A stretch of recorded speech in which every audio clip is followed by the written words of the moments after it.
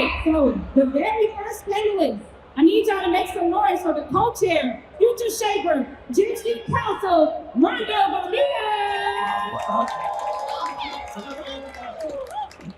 You're right. The next person, our next panelist, the founder of Social Equity through Education Alliance. Make some noise for Xander Moritz. And last but not least, our moderator, EJ of Record. Make some noise. You're lucky. Right. All right, thank you so much, my agent, for that great introduction. Hi, Rondo. Hi, Xander. And all these beautiful faces out here, how y'all doing? Y'all look good. Okay. Well, good morning, everyone. Welcome to this meaningful discussion for Gen Z Architects of a New Tomorrow. Again, I'm Erica Jackson, EJ, your moderator. I'm the Senior Program Manager of Community Engagement at Reform Alliance. Woo! I'm honored to be here today to talk about such a distinguished panel today with these young leaders from Reform Alliance and the Future Shapers Advisory Board. But before we begin, I want Rondo and Xander to talk a little bit about themselves and why we're here today. Good morning, everybody. Good afternoon. Happy to be here. My first time in the event, so lucky happy to be here. A little bit about me. My name is Juan Air. I'm from New York, 21. I'll be 22 on Monday. Okay. I'm from New York, and the reason why we are here today is to bring a perspective of Gen Z to the light. We want to make it appealing to speak about criminal justice reform, make it appealing to speak about all the things that our brothers and sisters are facing in these communities that are highly abused by all these things that we know, drugs, police. We are here to bring the light to these things and make it cool to talk about it on social media. So we're here to bring some insight about that today. Thank you, Rondo. Xander? Hi, y'all. My name is Xander. I'm currently on a gap 2 years from Harvard to provide the Social Equity through Education Alliance down in Florida. It started off as a club I founded in my high school, and then we got kicked off of campus. We're talking about critical race theory, which is typical for Florida. But we rebounded, and we very quickly became the largest youth-led organization in the state of Florida, one of the highest funded youth-led organizations in the United States, and one of the most well-awarded youth organizations in the local Victoria.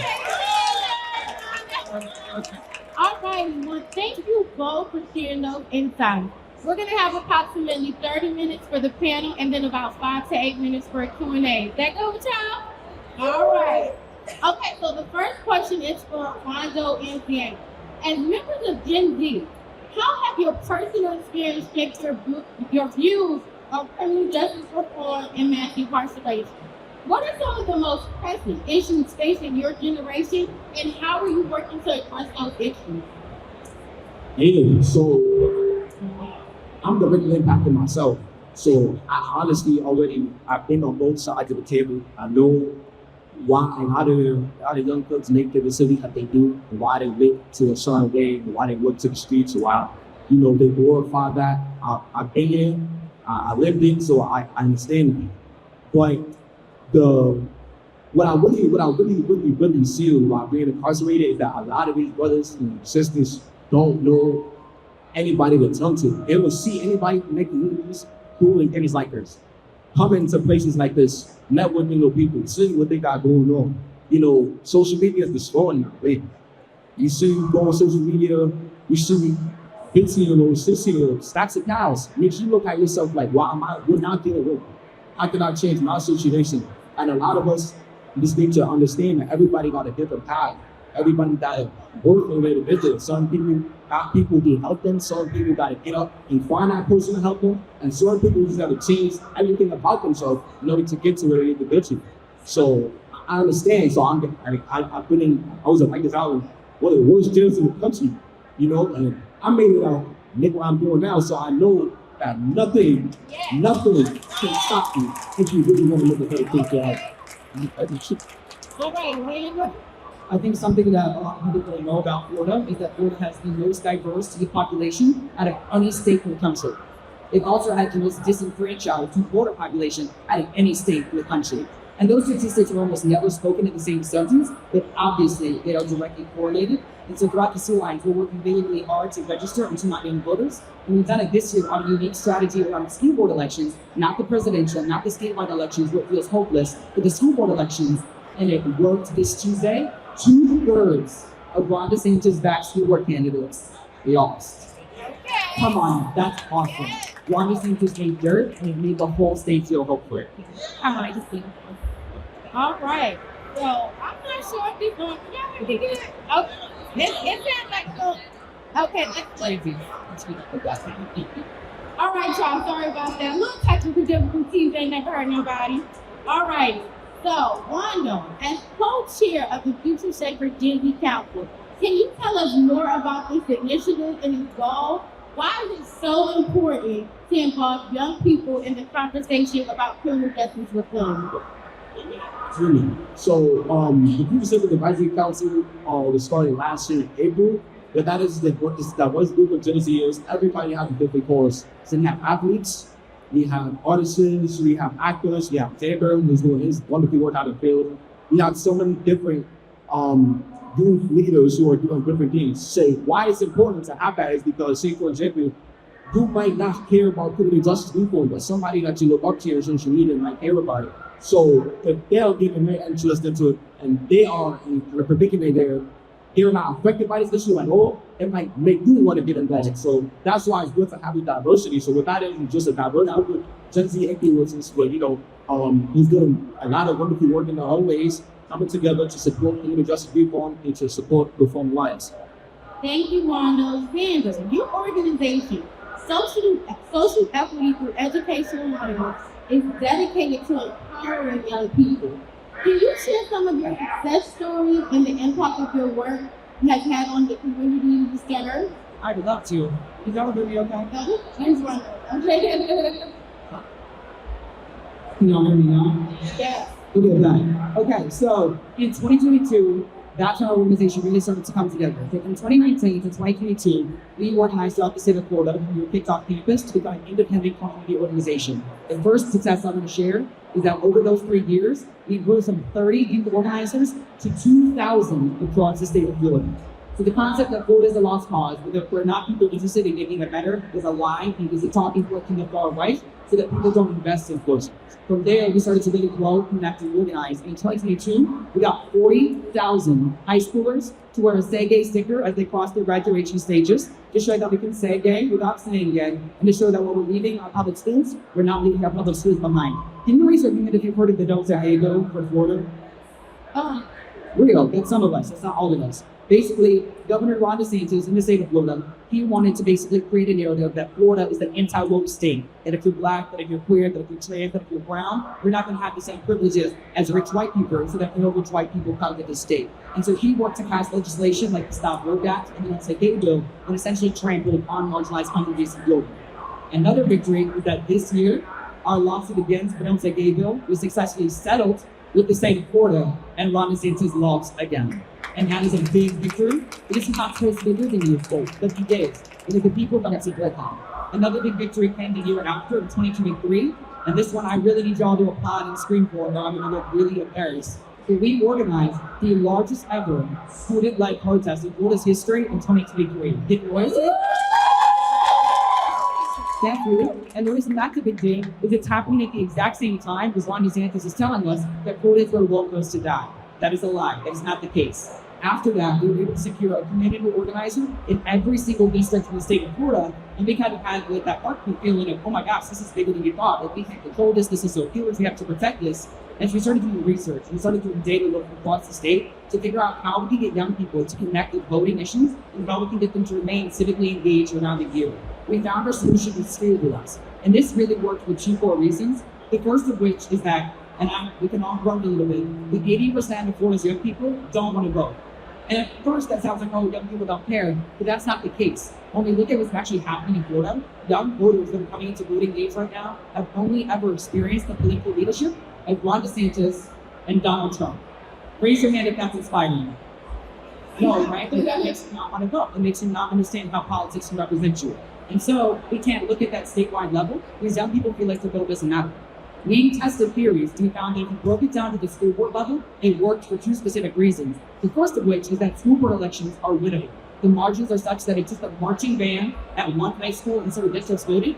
That whole district school board could be flipped. She's talking about school boards. She's voting in those elections. But then more than that, young people are easily able to understand why they are getting experts in school board elections. Right now, 90% of the people that are making choices in these elections haven't been in a public school in 10, 20, 30 years. But young people, you just were in that public school. You might be in that public school right now. So you, more than anyone else, knows what that public school needs to succeed. We message that across the state, and I'm so hyped with this, y'all, that it's crazy. We organized in 43 of Florida's 67 school districts this year. And 2 days ago, on Tuesday, our primary elections, our school board elections were held. 2/3 of Ron DeSantis-backed school board candidates lost. We won those elections, y'all. Make noise, please. Thank you. And it was a huge victory because we got young people to organize in these districts, to speak out in their communities, to provide public comment, to write op-eds, to register voters, to connect with other community organizations. And because the students did, because the young people led that movement for their own schools, whole communities came behind them. It wasn't like, oh, this is talking point, oh, this is politics. It was adults stepping behind the young people and saying, oh, you're telling me this? Let me support you in doing that. And so what we saw was thousands and thousands of Republicans vote for Democratic-backed candidates because the students asked them to. And that's the power of youth-led organizing, is even when it feels like we can't agree on much, a lot of our families, a lot of our communities can still agree that the young people need to come first. And so when young people are allowed to message their wants and needs to the school board candidates and to their communities, we allowed that across the state and conservative communities, people would step up and step behind their kids. I'm gonna highlight Sarasota really quickly. Sarasota, last school board election, the entire board deficit by now candidates. They tried to bring in an educational firm that was going to teach students that slavery benefited Black people by teaching them important skills, and they were going to eliminate the ability for LGBTQ plus children to talk about the issues in schools. This year, candidates directly opposing them won, took the seats, and now background trained support students in Sarasota and across the state of Florida are going to have public school with what protect them. And I cannot stress how important that is now. It is so exciting. And it also gives us a model to see how we can engage young people in these deep-light states. Where it feels hopeless, if you start locally, you're able to see you have to do the work quicker, which is why you can do the work more. And that leads to results that we need to see in these votes. I appreciate that. So that's great segue to our last question then, Wanda. So as we look ahead to the future, what are your aspirations and your hopes for your Gen Z community and criminal justice reform and mass incarceration? For me, I just want to be able to see my brothers and sisters be able to advocate. A lot of people from where I'm from, they expect the Bronx is crazy. A lot of people would not glorify this kind of work. It's advocating criminal justice. They would glorify. It's drug by like New York right now. We're suffering from drug by. That's it's killing the kids, it's killing the girls. It's down. It's crazy like that. So I just want to be able to make it cool to look, make it good to do this work because I'm from where I'm from a community that suffers the most of this is like they're talking about today. So I know that there's a certain type of mindset that you have, and nobody cares about what I say, look where I'm from, and da. So I just want to be able to change that narrative, like just change that narrative, flip it, like, bro, you can be authentic, you can be yourself, just change the people who hang around. If the people who hang around is not trying to better you and better themselves, you won't be around. And you got to be able to sacrifice too. Got to be able to sacrifice. Step in rooms you're uncomfortable in, Lots of places that you haven't been to. Read books you never read. It's amazing what you can do as long as you have the mental capacity to do so. You can do anything you want. I just came here last year. I came home last year in January. Such anything. I did so much. I told you I'm big since I've been here inside the moment. I'll be all here. I'm going to Columbia University. I can't tell me we give a chance. So I just want to be able to. I want to be a spotlight for my brothers and sisters from the communities that are stuck in the cracks, who's scared to change their ways because they might get judged by their friends, or they might lose this group of friends, or they might not be accepted in anymore. I just want to be able to change that narrative. So that's what I'm here to do. Yeah. And Wanda, it's like our your brother at work, and he did true testament to everything he said, and we are so proud of you as well. So, Xander, I'll open it up to you now. I just want to put an exclamation point behind what Rhonda said, and then add that it has to be led by young people. If it was someone that was 50 years old saying what Rhonda was saying, everyone's going to be like, okay, great. That's a good idea. Love that. But when Rhonda says that people listen, when young people lead, other young people listen, and that's why the work of C and Reform Alliance is uniquely successful and impactful, is because young people are able to lead it. And that's what we really need to start listening to and respecting is young people's voices and their desire to lead these movements. If we let young people lead these movements, other young people will step into these movements, and we're going to start seeing the voting outcomes, the local outcomes, the community-based protection outcomes that we're looking for, and it all starts actually valuing what young people are saying, and not just being like, oh, that's a cute idea, you can come sit with us, instead of being like, oh, that's a cute idea, let's put money behind it. Let's put messaging behind it. Let's work with you to actually actualize your idea in the community. Because when young people lead, other young people engage. The only thing I want to add is that we need to be investing in third-party infrastructure for our young people. Across the country right now, our public schools are becoming unsafe for our young people, and they're actually weaponizing and villainizing our classrooms against our most vulnerable young people. And so we need to start investing in third-party infrastructure that allows our young people to lead in community organizing. We did that in Sarasota, where I'm telling you all, the effect was night and day. 100% of the reporting prior to the creation of an action-based collaborative called C-Space Sarasota was negative. It was, this is a racist community, this is a far-right community, this is a homophobic community, this is where the chair for the Republican Party lives and works. After C-Space Sarasota, an article every single week came out about like youth leaders taking on the community, young people showing up to the school board shifting, culture shifting, Sarasota shifting. And the reason it happens, and I'm going to be so blunt, is also reporters want to talk about young people. It's cool to see that people do that movement. It's exciting. It's when you actually give power to young people to do that, it catches momentum with enthusiasm in the community, and the shifts we watch have been incredible. The electoral results that we saw in Sarasota this year would not have been possible if students didn't show up and hold the majority at every single school board meeting. They did that, and because of that, it was almost this ill effect of like, oh, if our students are going to step up and work, I better step up and at least vote. And it changed the state. And when I tell you how Floridians right now are screaming and crying in their group chats, everyone is on fire because we started and we followed the leading young people, it worked. And so we just need to continue to do that. And then we need to continue to platform people who are ready to invest in young people. And continue to collaborate with organizations like Reform and C Alliance who are doing the work of putting young people first and putting the resources behind.